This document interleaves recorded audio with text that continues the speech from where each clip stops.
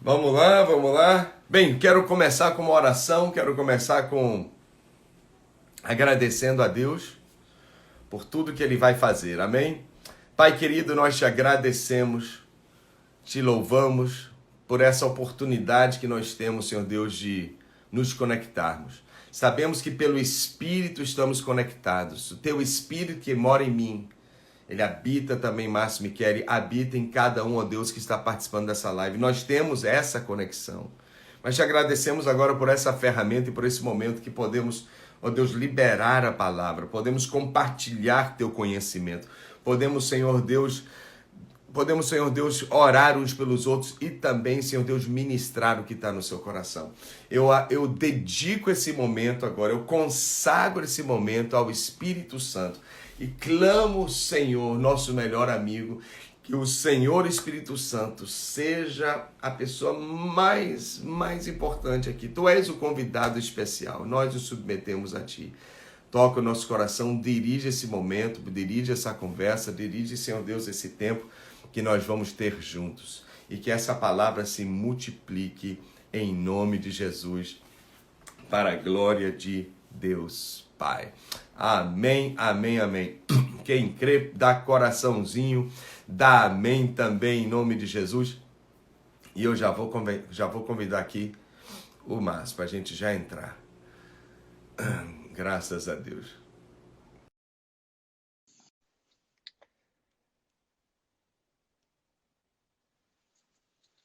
Cadê você, amigo? Tá aí conectando? Aê! Graças a Deus! Shalom! Deus abençoe, Márcio. Olá, apóstolo, que honra, viu, poder estar aqui junto com o senhor. Saudade de você. Saudade, amigo.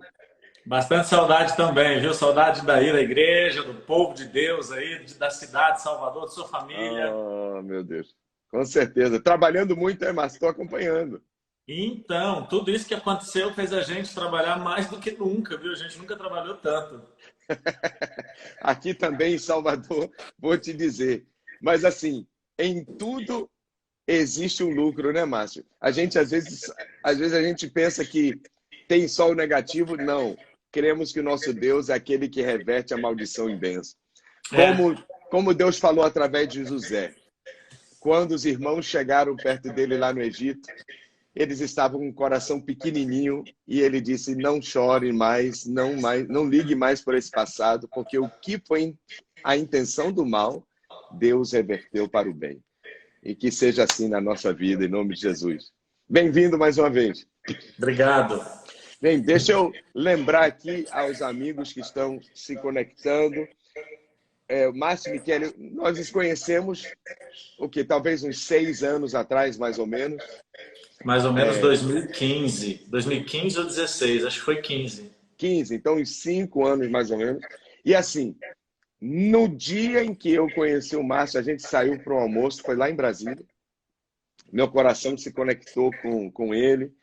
Meu coração sentiu, testificou no meu espírito. Esse aqui é um jovem que o Senhor marcou, que Deus está para levantar de uma forma poderosa. E eu estava buscando alguém, porque eu queria fazer um treinamento na nossa equipe em Salvador, nossa equipe de líderes da primeira geração e pastores.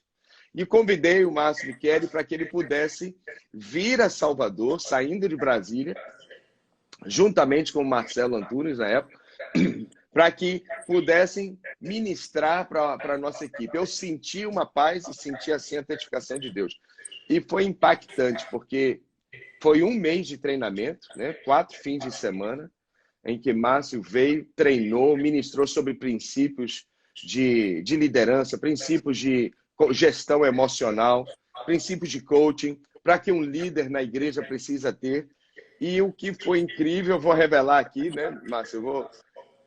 Não vai ficar ruim para você, mas assim, fez de coração grande, aberto, sem cobrar nada. Vim para Salvador passar 2 dias por fim de semana, de coração. E isso ainda foi o que selou o que já estava no meu coração.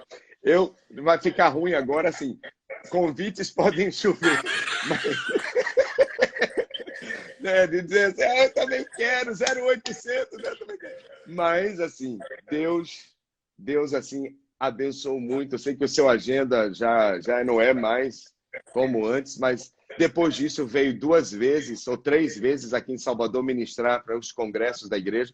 E assim, temos muita liberdade, muita paz em convidar e estarmos com o Márcio aqui no altar da casa, da Primeira Igreja Batista do Brasil, e também esse relacionamento pessoal que a gente desenvolveu. Então, por tudo isso, Márcio, obrigado por você existir. Queria que você tivesse vindo 100 anos atrás, porque o que Deus tem te dado de sabedoria, de conhecimento, já teríamos avançado em muitos aspectos. Mas Deus faz tudo perfeito. Então, muito obrigado por você estar aqui com a gente. Apóstolo, eu estou falando sobre esse evento quando eu estava prestes a entrar aqui na live. Me veio justamente aquele momento, porque a gente conversou por telefone, o senhor falou qual era o projeto da igreja, o senhor me perguntou quanto que eu ia cobrar e eu disse, não, eu não vou cobrar nada. E o mais interessante, ter feito aquilo para mim, pisar os pés aí na cidade de Salvador, receber, vamos botar aqui espiritualmente, as chaves da cidade, da mão de um sacerdote como o senhor, abriu as portas profissionais para mim de um jeito que eu não cobrei. Eu recebi muito mais depois. Então, é uma questão de princípio. E eu tenho aprendido, e tudo isso que está acontecendo agora nessa pandemia, a gente vai resgatando essas memórias. Eu me lembro que quando veio a pandemia, uma das empresas que mais foi impactada foi a minha. Por quê? A minha empresa, 99% do faturamento dela é de eventos, que quando a pandemia surgiu, veio um decreto que proibiu totalmente os eventos. Então, nosso faturamento caiu quase que 100%, não tinha de onde entrar o dinheiro. E naquele momento foi que eu fui buscar, e aí eu ensino os meus clientes a fazerem isso, eu fui buscar nas minhas lembranças as sementes que um dia eu lancei no altar. E o que Deus falou comigo foi muito simples. Quem tem semente no altar não precisa se preocupar. E quem é cristão está entendendo perfeitamente o que eu estou falando. Sim. E aí me veio todas as sementes que foram lançadas, todas as vezes que um dia eu abençoei um homem de Deus, abençoei uma igreja, abençoei um negócio que tem princípios de Deus, e até o meu próprio negócio, eu costumo dizer para os meus clientes, toda vez que você passa por um treinamento de desenvolvimento pessoal, de autoconhecimento, talvez até autoajuda, se nesse treinamento não houver Deus, ele é apenas uma miragem. Então, a gente precisa, nessa situação agora, entender o quê? Você cumpre princípios? Fica tranquilo, Deus está no seu negócio. Ah, mas o meu negócio foi fechado. Se conecte com Deus que Ele vai te dar sabedoria para poder se reinventar. Amém. Simples assim. Agora a gente tem que escolher, né? Se a gente vai olhar para Deus ou vai olhar para a tragédia. E eu decidi olhar para Deus. Perfeito. E aí a tragédia diminui. E aí vem as outras opções que você tá assim, impressionante o engajamento de pessoas e o que você está colocando, na verdade, à disposição, inclusive até gratuitamente. Você está não só as lives que passa conhecimento, mas você fez algumas aulas também. Deixa eu começar, você é redundante, do princípio. Para alguém que está ouvindo você sobre o seu trabalho, você criou um método chamado EVO. O que é diferente no método EVO? Você ensina as pessoas a se formarem coach, a serem pessoas que desenvolverem não só a parte profissional, mas a parte pessoal, que é a inteligência emocional. Por que o EVO é diferente? O que você descobriu ali para ser esse referencial? Só para deixar claro, quando eu falo do meu método, eu não estou falando mal de nenhum outro método, eu estou apenas detalhando como é que o meu funciona. Eu dei o nome de EVO, porque EVO não é uma sigla, EVO é uma palavra que no nosso dicionário tem um significado. Depois as pessoas podem até pesquisar, mas o significado de EVO é perpétuo, sem fim, desprovido de fim, eterno. E o mais interessante de tudo, que depois que eu escolhi essa palavra, eu fui pesquisar na internet e descobri que essa palavra tem em todas as línguas, e em todas as línguas o significado é exatamente o mesmo. E aí as pessoas perguntam, tá, mas por que EVO? Por que você colocou o nome eterno? As pessoas falam, porque o que você vai nos ensinar é eterno?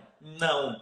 Porque o que eu ensino para as pessoas ativa o que há de eterno dentro delas. Então, vamos dizer que ativa a partícula divina, ativa o espiritual. Márcio, mas eu não quero de Deus. Brother, se você não quer ouvir de Deus, você precisa mudar de planeta e ir para um planeta onde não existe Deus. Porque eu não consigo falar de desenvolvimento pessoal sem falar de Deus. Não consigo.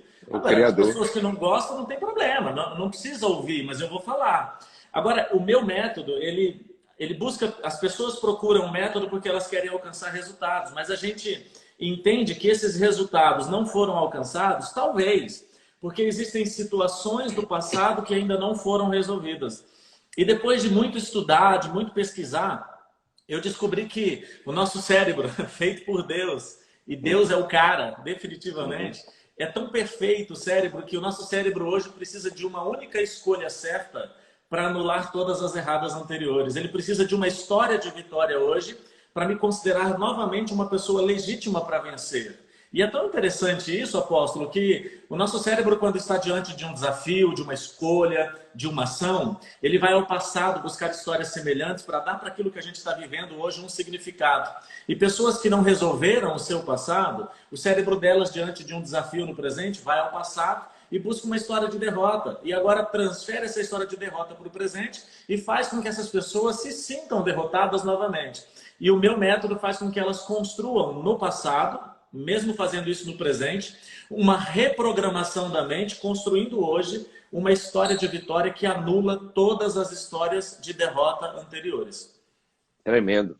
Então, assim, o coach tem uma ênfase muito grande em olhar para frente. Né? É como se até esquece o passado, vire a página, de uma forma fria, vai para cima. Você acredita que é preciso resgatar, que não pode simplesmente abandonar ou esquecer que nada existe, porque em algum momento vai surgir aquela coisa na gaveta escondida, né?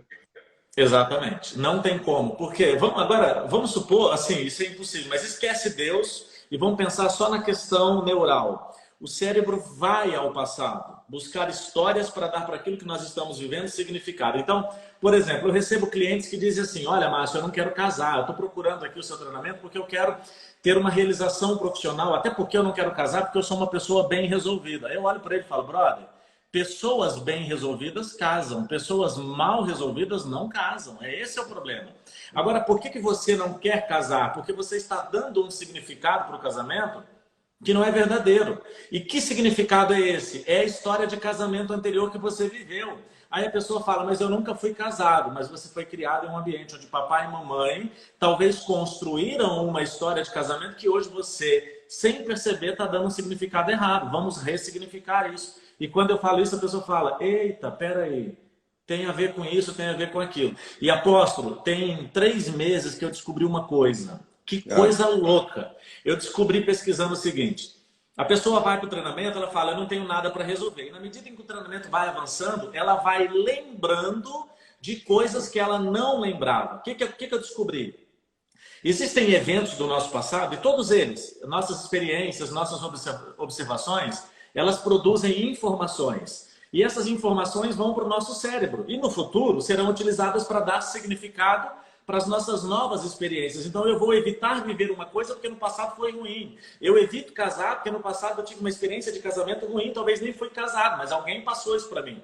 Só que o nosso cérebro talvez armazenou esse evento no nosso inconsciente. E olha só, aí eu falo assim, olha, talvez você tenha coisas para resolver, mas a pessoa não lembra que ela tem coisas para resolver. E eu descobri que o nosso cérebro traz ao consciente aquilo que um dia era inconsciente, quando ele reconhece que eu já tenho condições de promover a cura.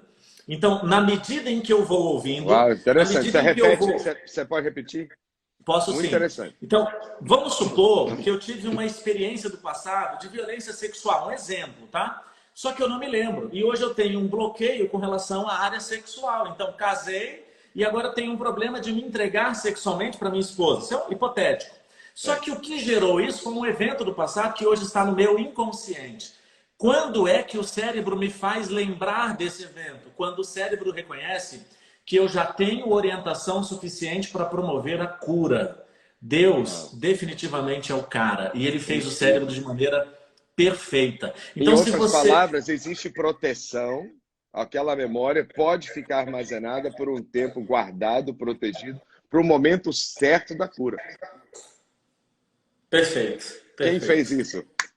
Deus, O Criador. Né? o Criador.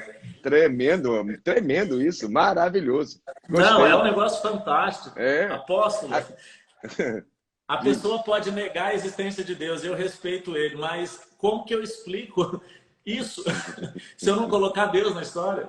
É. Impossível, né? É igual o plano espiritual. É, Deus não diz, olha para frente. Quando Jesus encontrou aquela mulher que estava para ser apedrejada, ele não disse só não peques mais. Ou seja, apenas daqui para frente vá. Não, antes ele disse a tua fé te salvou. Ou seja, ele resolveu o passado. Não foi? Então, assim, no mundo espiritual é igual. Nossos pecados, realmente, eles são esquecidos, sim, mas eles são esquecidos porque foram resolvidos antes. Perfeito. Eu não resolvi no sentido, Deus, no plano espiritual. Deus resolveu, Jesus pagando o preço. Porque o preço tem que ser pago. Às vezes a gente se esquece. Pecado perdoado não significa que foi perdão gratuito. Custou algo para quem pagou a conta. Então, alguém paga a conta, eu sou liberado da dívida. Então, até no espiritual, Deus teve que resolver para poder dizer, vai e não faça de novo, né? Perfeito, Tremendo perfeito. isso. Perfeito. Agora, sim, diga. Não, eu ia falar para o senhor, porque a gente pergunta para as pessoas assim, dos 3 tempos, passado, presente e futuro, qual que você acha mais importante? A maioria das pessoas responde, o presente. Mas o que é o presente? O presente é uma consequência das histórias que eu carrego do passado, das projeções que eu faço do futuro. Não tem como escrever qual é o tempo mais importante. Os 3 são extremamente importantes. Aí você junta aquilo que é eterno, né? Exatamente. O que é eterno não é só o agora. Né?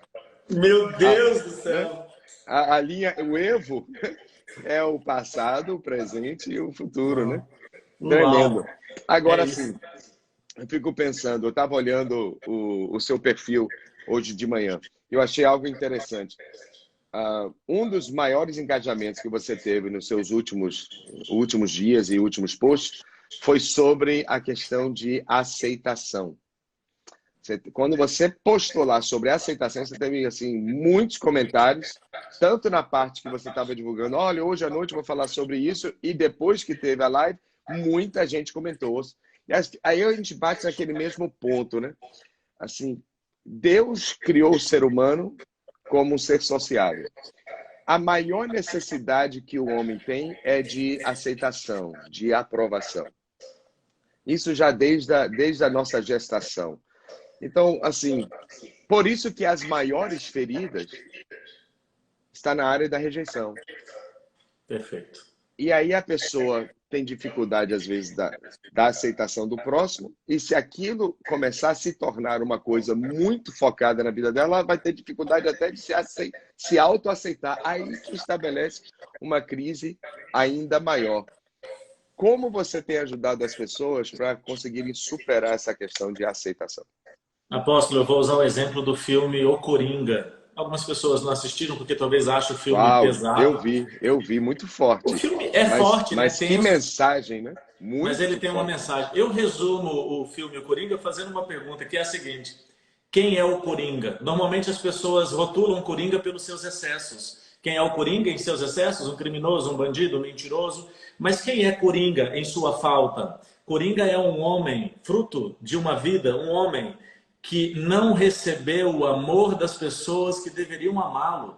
Coringa é um homem que procura o amor de uma mãe que descobre que não é mãe, de um pai que ele não tem. Coringa é reflexo de colocar todas as expectativas de ser amado por um apresentador de televisão que usa a imagem dele para destruí-lo, para zombar dele. Quem é Coringa? Uma pessoa que precisava ser amada, uma pessoa rejeitada. Isso não diminui a pena dele. Vamos pegar na vida real um criminoso. Isso não diminui a pena dele. Isso não diminui o crime que ele cometeu, mas explica quem ele se tornou. Então, o que é essa questão da rejeição?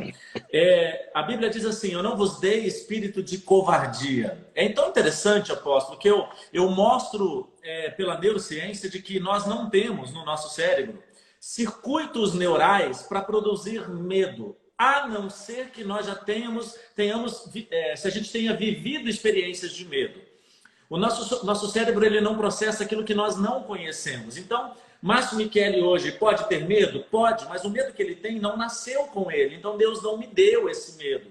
Eu processei esse medo através da minha amígdala, né? Uma parte do cérebro chamada amígdala, o sistema límbico, mas mais pelas histórias que me foram contadas. É por isso que cada ser humano tem um medo diferente. E aí vem a neurociência e diz que o nosso cérebro não processa aquilo que nós não conhecemos. Então, quando eu nasci, o que eu conhecia de animal, de escuro, de cachorro, de cobra? Eu não conhecia nada, eu não tinha como produzir medo. O medo que eu produzo hoje foi criado a partir das histórias. Então, é Deus falando, Deus, eu não te dei espírito de covardia, eu não te fiz para sentir medo. Mas aí ele continua, eu te dei espírito de amor, equilíbrio e poder. E aí nós temos uma sequência, amor, equilíbrio e poder. E aí nós temos uma pirâmide da essência humana. Que pirâmide é essa? O homem foi feito para receber amor, viver em equilíbrio e entrar em ação e em poder. E aí eu fui pesquisar o que era esse poder na neurociência. Apóstolo. Quando eu descobri o que era esse poder, eu fiquei dias falando, cara, não pode, não pode, não pode, é muito poder e é poder. Só que esse poder só é ativado se eu tenho no meu passado amor. E se eu vivo no meu presente em equilíbrio. Não adianta descumprir princípio. Agora, onde é que está tudo isso? Não vos dei espírito de covardia, mas te dei espírito de amor, equilíbrio e poder. Onde é que está escrito? Na Bíblia, não é na ciência. A ciência vem explicar de maneira humana o que Deus fez de maneira sobrenatural. É só isso. Muito bem. Tremendo isso. E a Bíblia diz assim, Deus é poderoso, e vamos entrar na parte da fé. Deus é poderoso para fazer infinitamente mais daquilo que podemos pedir, imaginar, usar a mente.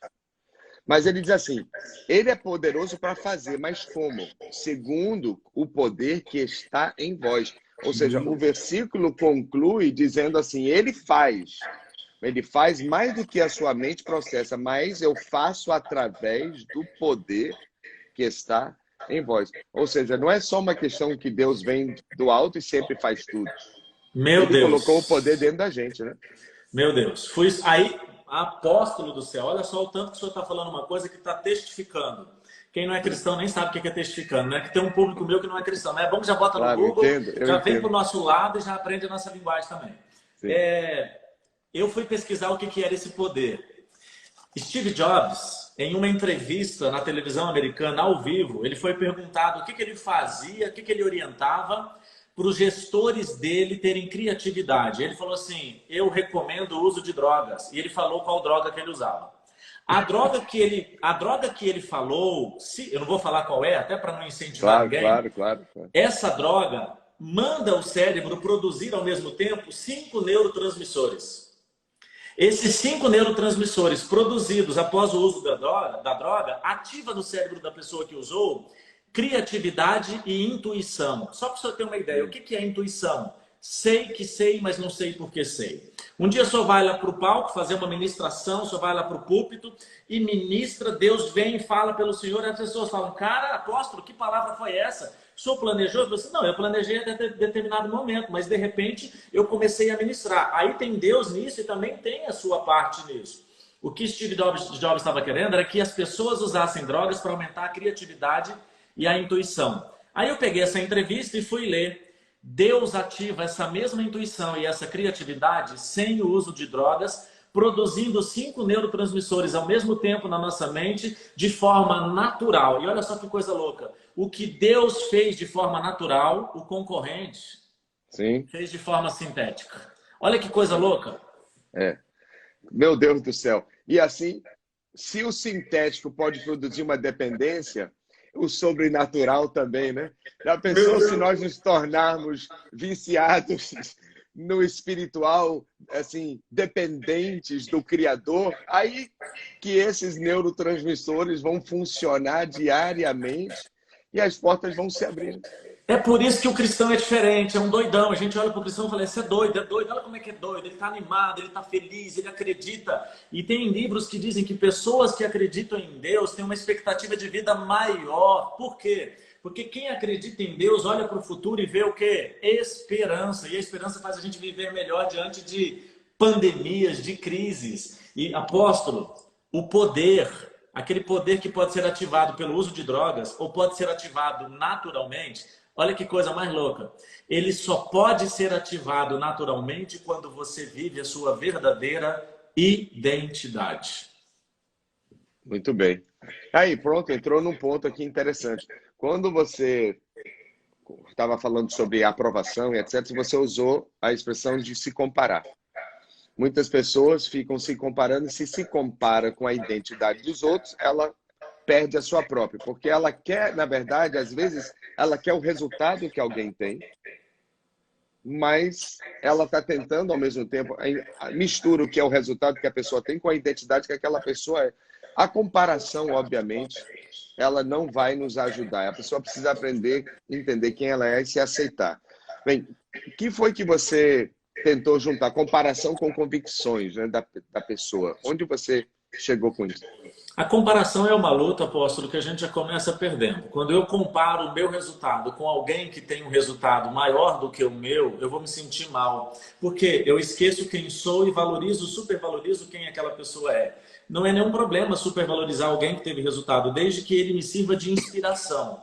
E desde que eu não perca a minha identidade. Então, quando eu comparo, a comparação é fonte de infelicidade, sim. E a gente começou desde a infância a se comparar quando a gente chegou em casa com uma nota no boletim. Na minha época a gente chamava de boletim, né? A gente chegava com um boletim para a mamãe, para o papai, talvez, e dizia, tirei 5. Mas eu tinha tirado 8, 9 e tirei 5. Primeira coisa que os pais às vezes fazem, nem todos, é: meu filho, mas você tirou 5? E o seu coleguinha tal, quanto que ele tirou?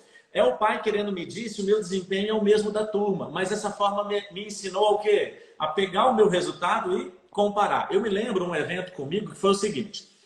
Eu aprendi que eu podia vender pela internet em 2016. E aí eu fui vender pela internet. Só que eu coloquei uma expectativa nessa venda. E eu vou usar aqui valores proporcionais, tá? Não valores monetários. Certo. Eu imaginei que eu ia vender 100. Eu não vendi 100, eu vendi 30.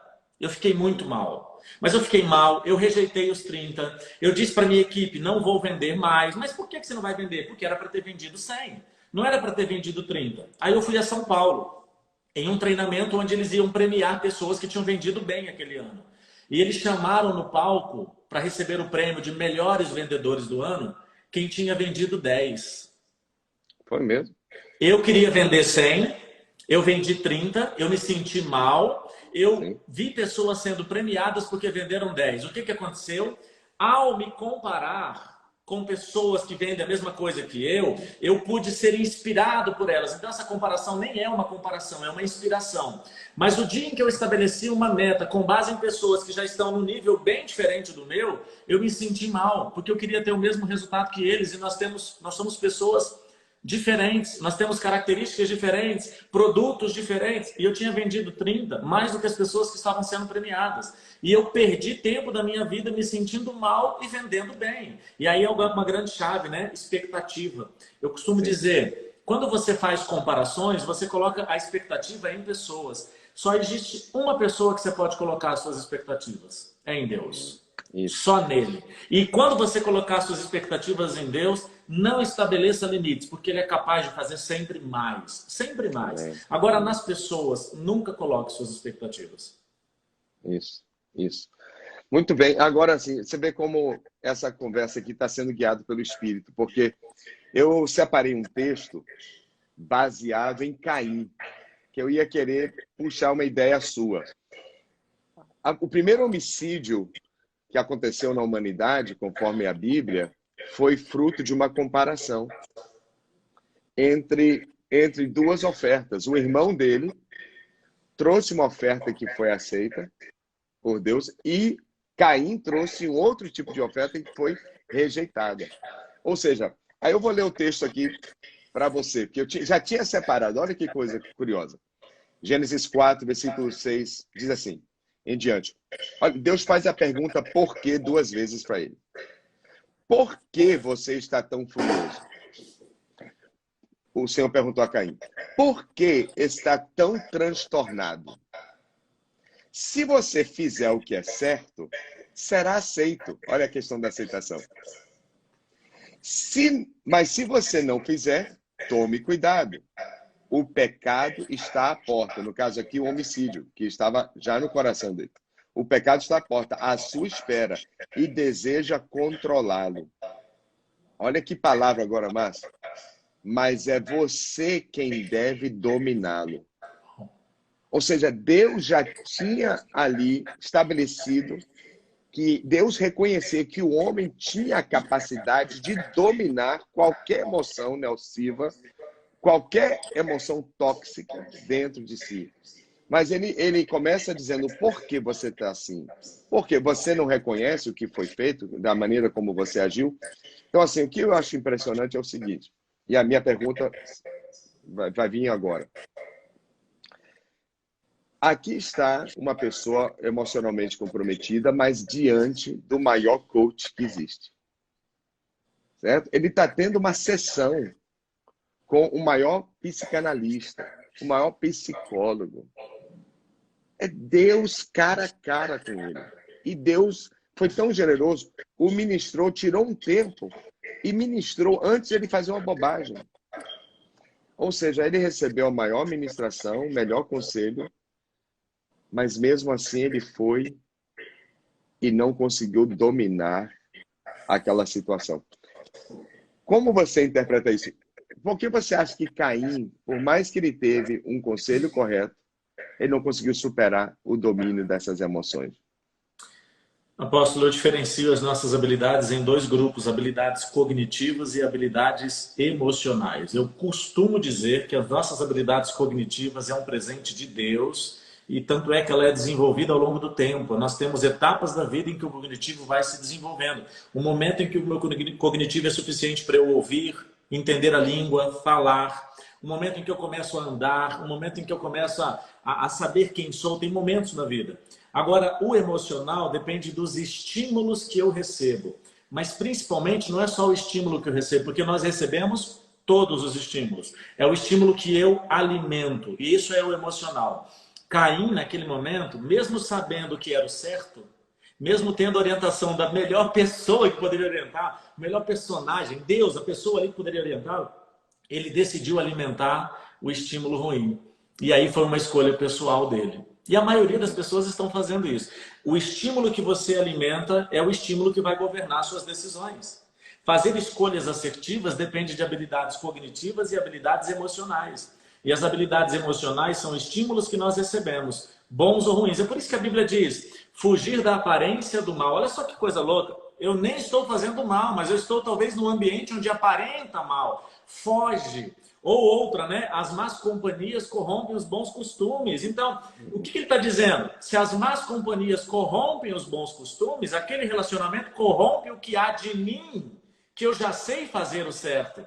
Então, não é uma pessoa que está aprendendo, é uma pessoa que já faz o certo e pode ser corrompida. Por quê? Porque eu posso receber aquele estímulo e alimentá-lo. E se eu alimentá-lo, ele vai ter poder sobre mim. Olha um outro exemplo de estímulo. Salomão. Davi educou Salomão. De todos os filhos que Davi teve, eu acredito que ele conseguiu ser pai apenas de Salomão. E Salomão foi ensinado desde a infância. Prioriza a sabedoria, busque a sabedoria. Sobre tudo que você possa fazer, guarde a sabedoria, que ela vai dar um diadema de graça, ela vai fazer você prosperar na terra, vai fazer você viver mais tempo. Davi ensinou Salomão a pedir sabedoria e por que ele deveria pedir. Quando Deus aparece em sonho, diz o que você quer, ele vai lá e faz o quê? O que ele aprendeu com o pai. Pedir sabedoria. Só que Salomão começou a vida dele fazendo a coisa certa e terminou a vida fazendo a coisa errada. Por quê? Porque ele descumpriu um princípio.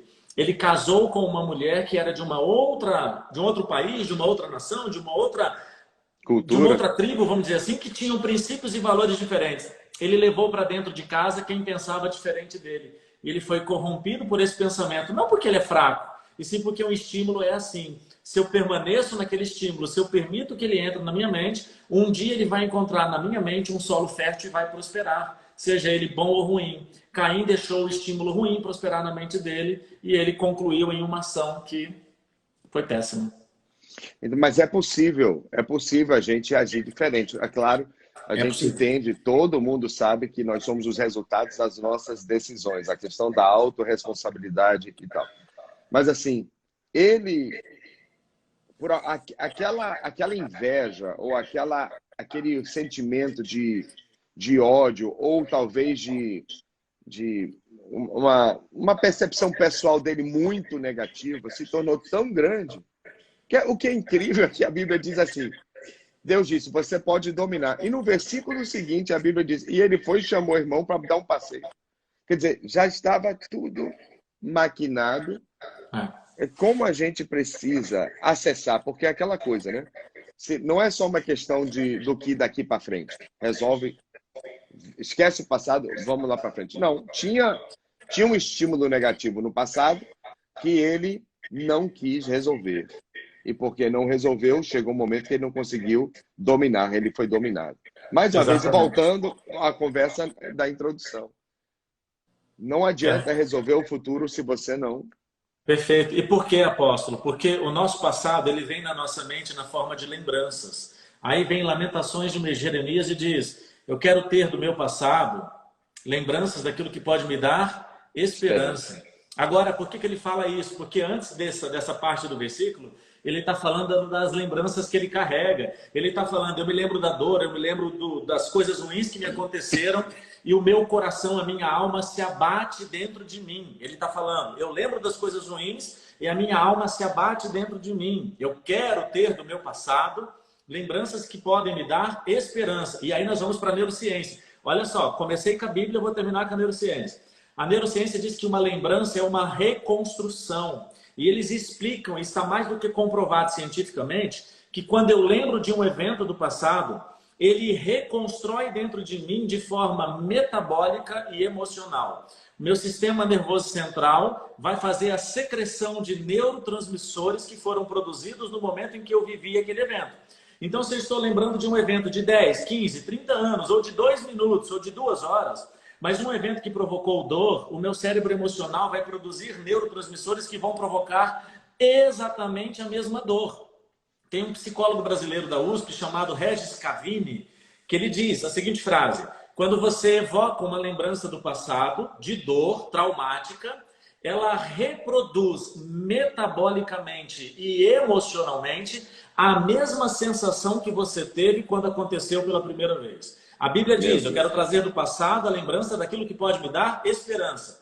Só que todos nós, apóstolos, tivemos eventos do passado que provocaram dor. Como é que a Bíblia me dá algo que eu não posso cumprir? Vamos lá. Se eu quero ter do passado lembranças que me dão esperança, mas eu tenho histórias de dor. Se ele disse que eu posso ter lembranças de esperança, é porque ele também, em algum momento, Claro. ensinou que eu posso ressignificar aquelas de dor.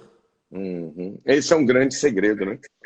Ressignificação. Isso aí já seria o tema de uma live completamente nova, a ressignificação.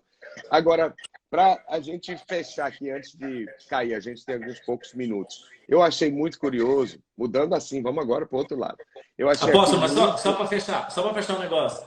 Você sabe Diga, um dos melhores momentos da vida de qualquer pessoa para ressignificar? O momento da diga. cruz. Perfeito. Aí você entra no espiritual de novo, né? Perfeito. Mas aí é o seguinte, quem quer saber o que é o momento da cruz tem que seguir o apóstolo Milton. E quando a pandemia acabar, tem que ir lá para Moriá, tem que entrar lá e falar assim, eu quero viver esse negócio da cruz. Alguém vai pegar seu nome, você vai preencher uma ficha e eles vão te levar para uma experiência de ressignificar a sua vida para você ser verdadeiramente quem você é. Presta atenção quem está assistindo. Eu não estou falando para vir para o meu treinamento. Eu desenvolvi uma forma de ressignificar. Mas se você viver o momento da cruz, você não precisa procurar Márcio Michele. Você vai ressignificar e vai saber como ser você mesmo. Amém, amém. Tremendo. Aproveitar e dizer, eu abri meu canal, nunca tive um canal de YouTube, mas abri agora para poder divulgar conteúdo. E durante essa quarentena. E eu comecei com devocionais ensinando sobre o poder da cruz, ensinando sobre o poder do sangue de Jesus, que traz um novo sentido. Então, quem puder conhecer o canal Milton Ebenezer vai ser tremendo. Aqueles que já não são já da casa. Agora, vamos lá. Eu achei muito curioso o seguinte. Esses últimos tempos, você encontrou um nicho. Eu queria saber, é nicho ou paixão? Porque você agora está falando sobre educando filhos emocionalmente saudáveis.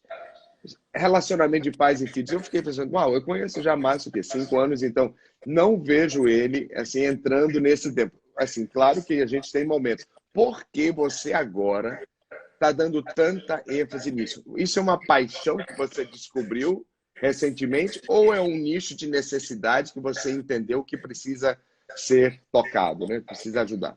Eu tenho um treinamento, apóstolo, que é Educando Filhos Emocionalmente Inteligentes, e eu faço muito pouco ele, porque o meu maior treinamento é para adultos.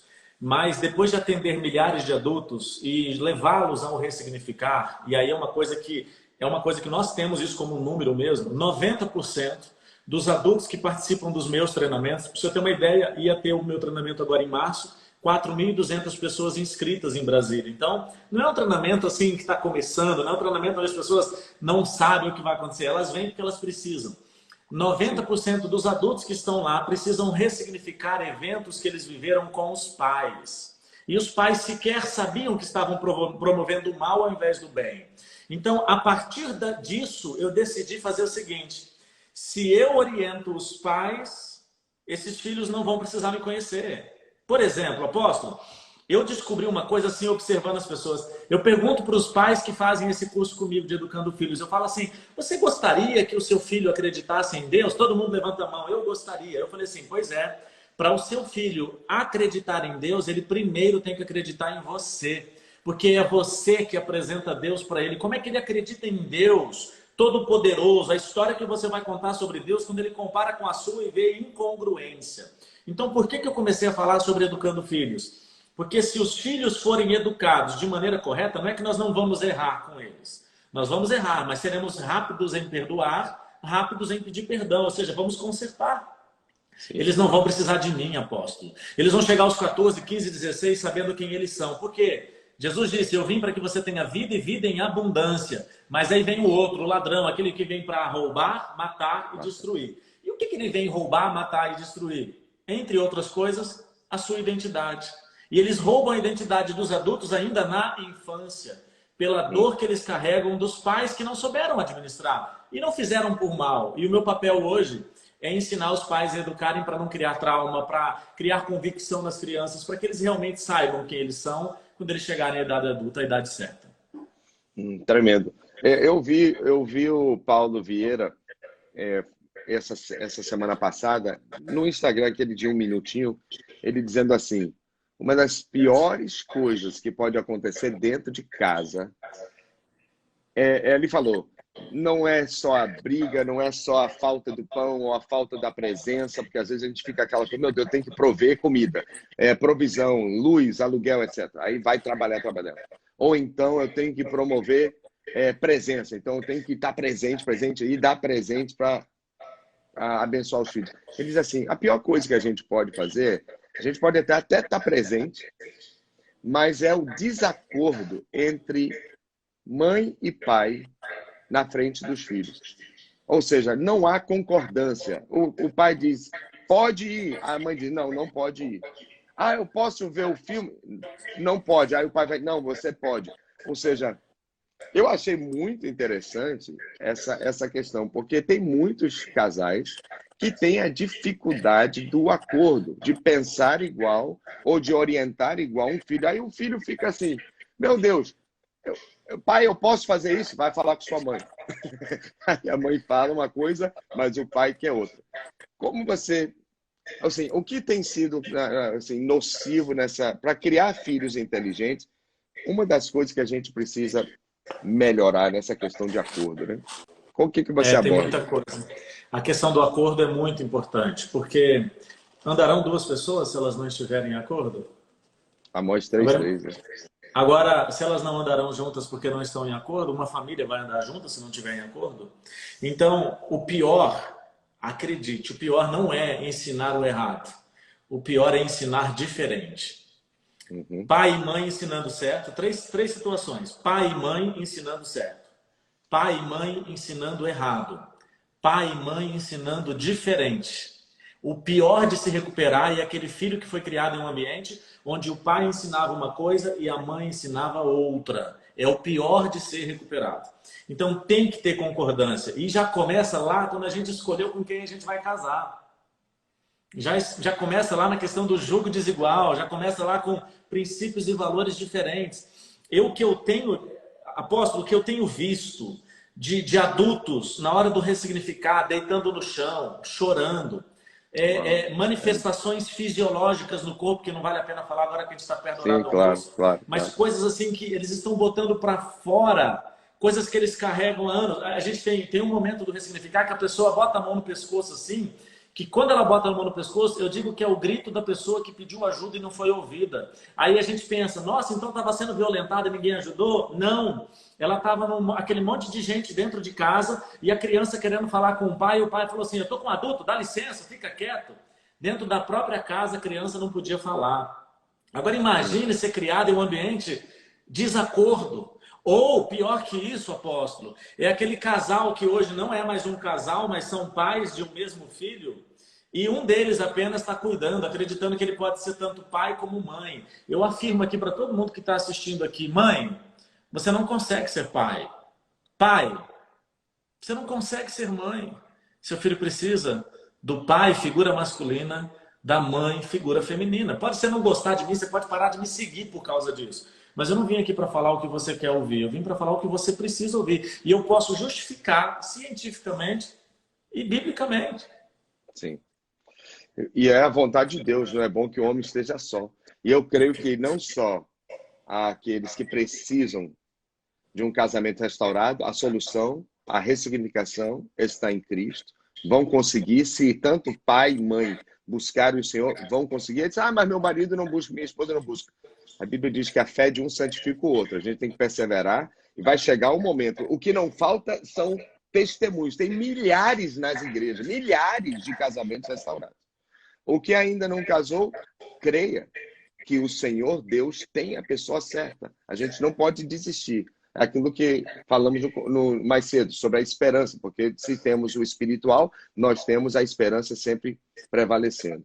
Bem, então, eu creio nisso. Família está no coração de Deus. Para fechar, Márcio, faltam 5 minutinhos aqui. Eu nem imaginei que a gente ia levar o tempo completo, porque eu tento fazer a live rapidinho para não tirar muito tempo dos amigos.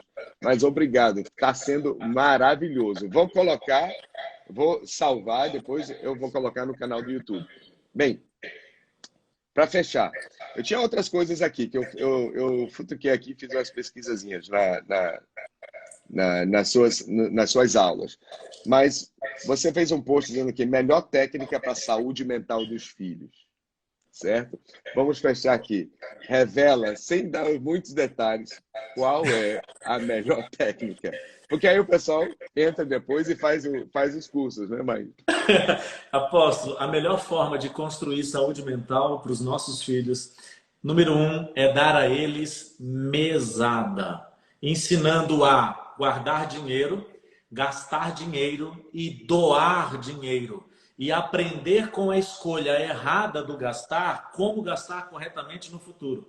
Dá para administrar birra, dá para administrar traumas, dá para administrar princípios de prosperidade. Qual é a chave que ativa a prosperidade?